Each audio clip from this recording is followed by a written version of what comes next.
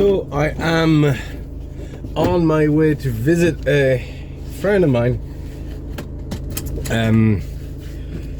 It goes back to a while back earlier this year. I got given a friend of mine in my town had found about 14 PVM monitors that were being thrown in the trash, and he kept a few for himself and gave me 11 of them. Now I didn't need them, but I thought I'd rescue them, and I ended up giving them to essentially our retro community in Ireland. I didn't keep one for myself because I have enough monitors, and I have 2 PVMs and I'm not using them anyway, so I didn't need any more. One friend who came and collect them also runs an arcade place in the town of Limerick, which is where I'm going now, and I'm going to first visit his personal collection, but also I'm going to pick up 2 things because he himself got a set of new old stock arcade monitors, and he's offered me, he doesn't need all of them. I think he got 60 or something like that. He doesn't need all of them, so to return the favor, he's actually giving me 2 of them. So I'm going over to pick them up, and I'm also picking 2 more for somebody in Galway who's already paid for them and that kind of stuff. But one of the reasons I'm also going and picking these monitors is I'm dying to see his collection. He's got some really cool cabs, some synth down stuff, and so this is I think what we're going to see is his storage place, essentially, because he has some cabs on the in the arcade. I'm not sure if he has some in his house, if he has a run-in arcade in his house, but that's his plan. So right now they're in storage, so we're gonna have a look at them. Should be some. I know I've seen photos of some of them. Big cool cabs. So let's get there first. Gonna take about an hour, and we'll pick up those monitors.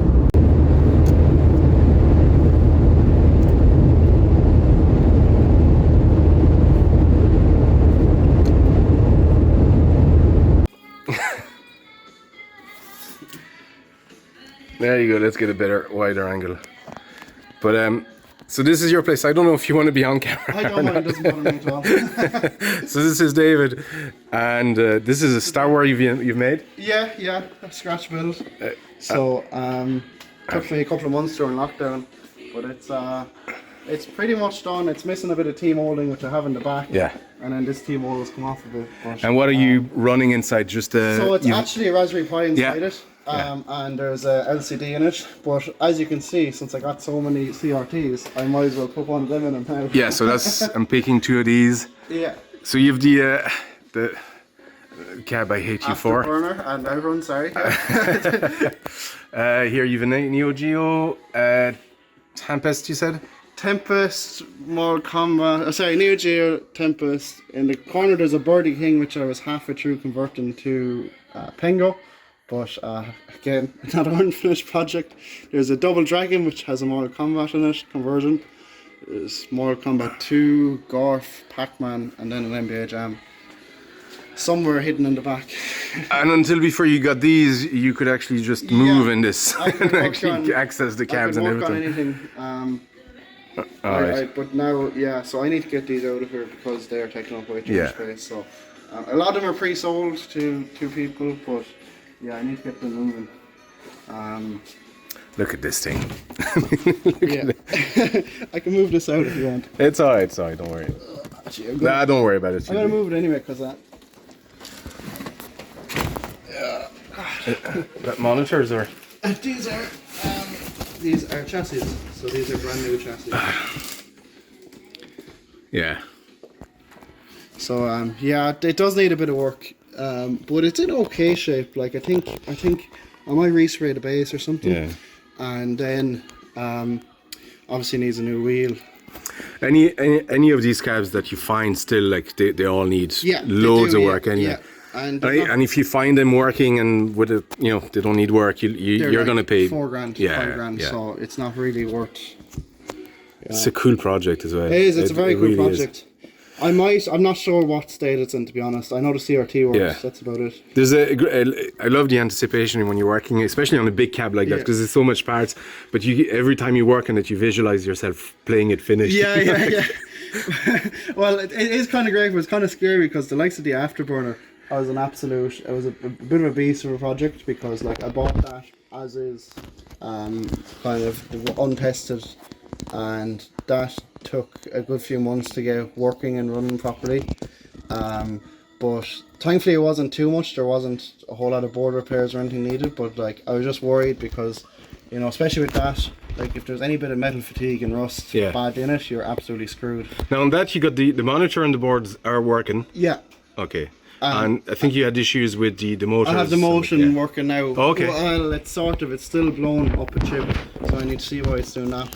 But I had it working for a couple of games and it was great. I know that the left and right motion works perfectly. I had the up and down working then, and then the chip blew again. So the cab tilts like that? The cab tilts like that. And inside the cab, there's essentially another cab. There's another, that moves, goes left and right, Yeah, that's mad, isn't it? So it's full kind of 2-axis. Yeah. It's really cool. So yeah, that's just on the back burner again because I need to research why that chip is blown up. So I was just drawn to. It's the chip that controls the up-down pitch motor. So it's probably just drawing too much power, or else it's something else somewhere. They're great. The only time I actually sat in a cab like that, and I didn't play it, I was too young at the time, but was in Jersey. Okay. My dad had the boat in Brittany, so we'd sail around Brittany and we'd go to Jersey and Guernsey, but there was an arcade in Jersey and they had one. That's the only place I've seen one, but they were so cool. No, these are, to me, that was the Grail one, even over Outrun personally. I'll take the Outrun then. Well, that's fine. 50 quid. But yeah, no, delighted with both. Yeah, fair play. Well done. Cheers. Yeah, I look forward to seeing them in action actually at some point. Yeah, no. When I eventually have more space and the house set up and all that, and when I actually buy a house first. And that's looking great. I thought they were actually bigger than. Yeah, no, that's the size they come in. As someone who's a bit tall, it's not a great legroom wise. Yeah, it's tight, isn't it? And that's the Repro. Yeah, so that's a Repro. It actually has everything on it. It's really cool. So it has original like outputs for original board, and also has USB and everything like that. So I just plugged it straight into the Pi, and it worked. Man, you have tubes stacked in every possible. There's like 4 tubes in there, and about 8 chassis. My God. Speaking of tubes, okay. Well, thank you very much for letting me film in here. But we'll go get those tubes off you. So we just loaded the monitors into the van, and David offered to open the arcade place so we can have a look at that, which is very kind. Very nice guy. So the place isn't open this morning, so that'll be cool actually to see it just empty and without crowd and noise.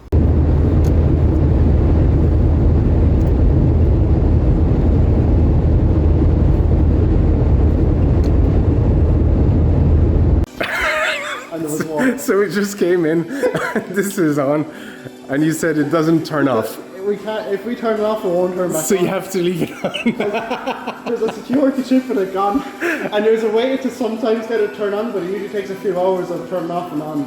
It's a disaster. Oh my God, I'm amazed it's just running all the time. And so we're going to do a job on this in the next few weeks because we have some guys coming. But yeah, it's very funny. These are popular still, aren't they? They are. And the new ones are really cool. This is a very old one, but yeah, that's soon going to be turned off. Wow. I just need to take a phone call. Sure, no worries. I just have a quick look around. Time crisis.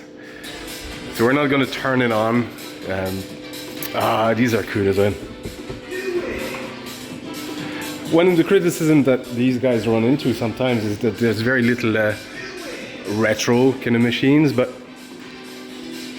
I know from experience that retro machines don't really do well. They only appeal to certain select type of collectors, and unfortunately these collectors don't really go to places like that. Outrun SP.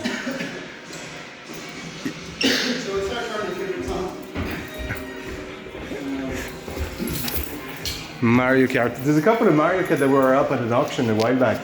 Yeah. Was it them? It's not No, this one. no. But we did actually get them. Oh, did you? But Fair play. Yeah. I was actually bidding on there was an Outrun SP as well. I was bidding on that at some point. Yeah. And but it went for like I had a limit of how much I would want to spend, and it went for double that. I was like, I didn't even stand a chance. I know guys selling Super Deluxe Outrun 2 in Ireland. Yeah. And I was very tempted to sell everything and buy it, but like It's a great game. it's a great game, but like you don't decide to it. Creatures of Black Lagoon, Aerosmith. These are sort of modern paints, aren't they? Oh, they are, yeah. They're mostly besides Creature and Adam's Family. Oh, so you can control that from. Yes, here it is. Handy. Oh wow. What is it? Yes, hold on. Modern paints.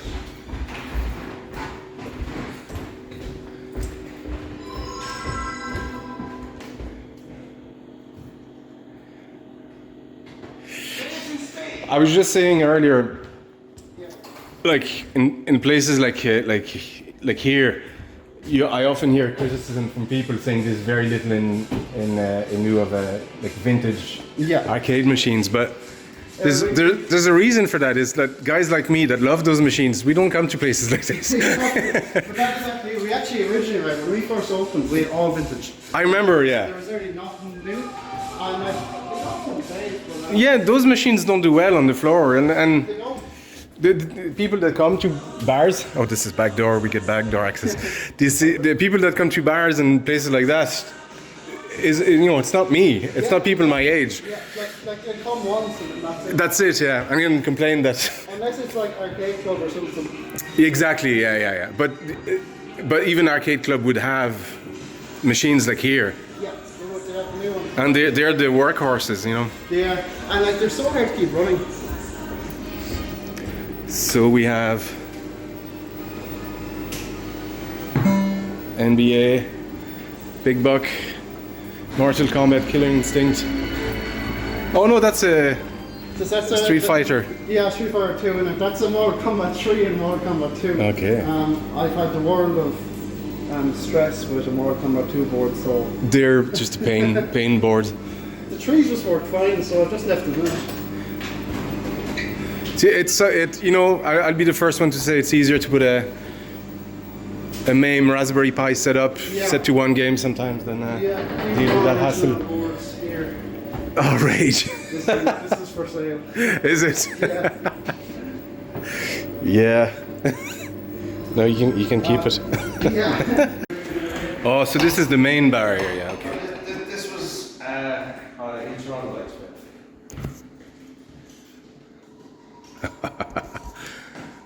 See the three slots, first three. Okay. So it's bar. Do you have food as well here? We do have a full restaurant here, yeah. Wow.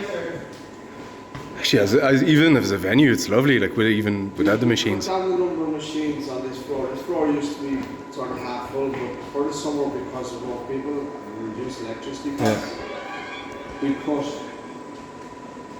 everything from this pillar. Okay. Yeah, this is what I remember from the photos that you guys were.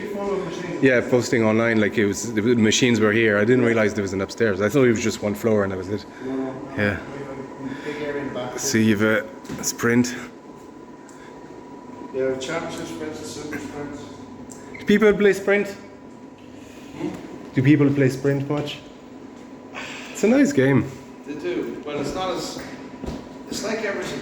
There's a Mario Brothers beside it, and they'll probably get the same amount of plays. Of course, yeah. Actually, it's. I thought they were bigger. The. Super sprint's bigger. Oh, is that Super Sprint I'm thinking of then? That's around the corner there. Oh, you have one here as well? Yeah. Of course you do. But this is going to be converted to cable line. Oh, really? Okay. Oh, is that a system? System 2, yeah. Okay. Transform, I'm not familiar with that. Oh, yeah, that's the one I was thinking of then. Super Sprint. A few Pac-Man and Tetris, a few bits too.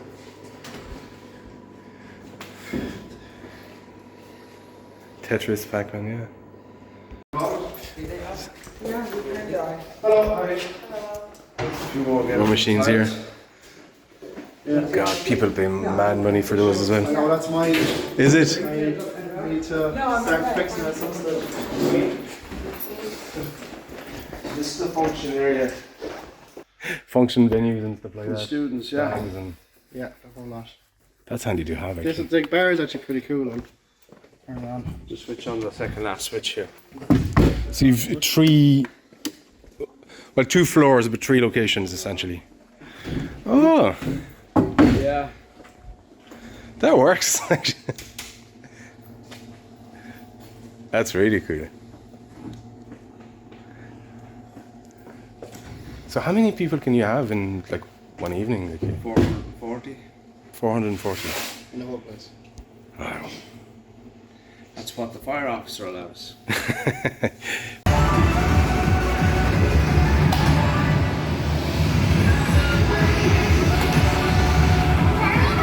I'm confused just by the menus already. Yeah, but you have to basically touch all the outsides and then slide on the screen and see it.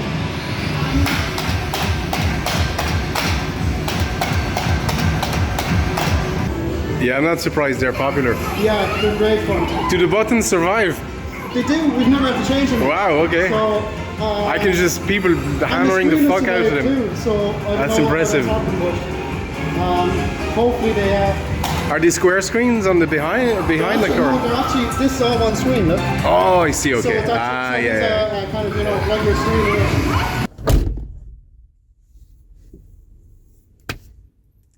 That was so cool to see. Really nice lads. And I did meet Alan again, who's runs the place really, and then who I got the Chase HQ and Power Drift from. And so we had a good chat. It's always fun to see him actually. And I ended up getting something from him, which is an LCD monitor for the Scud race. And he gave me a couple of Scanline generator. Very, very nice of him. And yeah, these are sort of drop-in replacement, VGA replacement, but they're drop-in versions of that, so you don't need to put like an LCD monitor or PC monitor that needs to be turned on manually. It's just it's gonna make things a lot easier. And to be honest, they're expensive monitors, and I mean, he pretty much gave it to me for the price I got it at, so that was very generous of him as well. So it was cool, really good chat. I didn't expect to see him there, but I should have really. He runs the place, so that was cool. What a place! I didn't think they had so many machines. Actually, I thought the ground floor was really all there was to it, but actually, when you walk in, the top floor is where all the machines are, and then the ground floor is the bar area, restaurant. There's a few arcades there as well. More retro arcade, which is cool. I think they're more casual type of games to play when you're having food or drinks, and then you can go back upstairs for serious gaming. So that makes sense. I like some of those modern games, and then the function room is where they just have parties organized, people who book the room, and they have a container, then he said, with machines that they can wheel in or out as needed, as requested by people. So that's actually a very, very clever thing to do. So he said they're busy enough, just about, but they're still open, and fair play to them. Really, really nice place. I had a good chat with him about what type of games, because that's something that comes up again and again in various arcade places. About the types of games, and they have some retro game, but there's a lot more modern sort of games and stuff from the late 90s, early 2000s, that kind of stuff, because that's the stuff people play. Guys like me, I'm not the demographics really, because they don't have an entrance fee, they're just operating on tokens, so those machines have to turn a profit. And at the beginning they had tons of just vintage and retro type games, and he said they weren't making a penny, and that's the reality of it. So unless you change the model to an entrance fee, which then will detract people from walking in, because this is ultimately a bar, really a pub, with some gaming in it, with a lot of gaming in it, but I think that's the model they went for. So and you know, we could compare stuff like that to what they do in Arcade Club in the UK, where it's an entrance fee, but it's a much bigger space, and it's a completely different business model. So, and an interesting discussion about some of the crane machines that are in there. There's one where you have to cut the rope to get a PS5, and he said these are the machines that make the bulk of the money, which is, I find, very interesting. Not surprised. I mean, so it's these types of machines that are bringing the money, so you can have a couple of retro games that will make, I don't know, $5 a night max, you know, probably less. So there you go. I'm gonna head home and I'll show you the monitors that I got off Dave afterwards. Let's go home. To show everybody that, you know, this is what's gone wrong and this is what we can do to make things.